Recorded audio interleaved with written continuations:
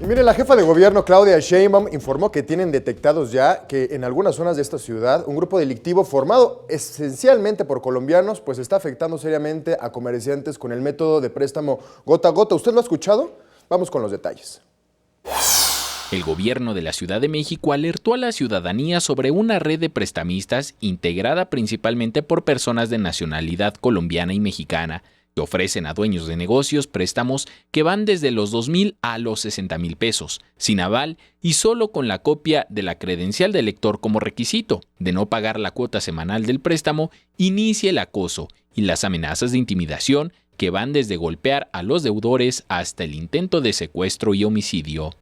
La red de prestamistas está integrada por cerca de 1,500 personas sudamericanas que llegaron a México como turistas y desde 2015 comenzaron a entregar tarjetas para darse a conocer en mercados y pequeños comercios de la capital y otras entidades.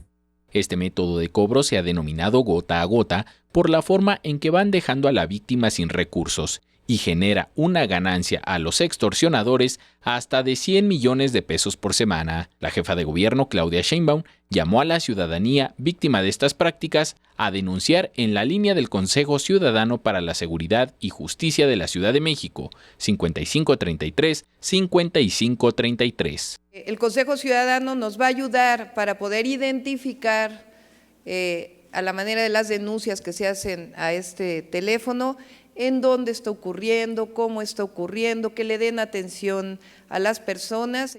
El martes fueron detenidas 4 personas de origen colombiano acusadas de realizar cobros indebidos a los deudores, situación que permitió detectar el uso de aplicaciones móviles para el registro de los deudores y los montos a cobrar.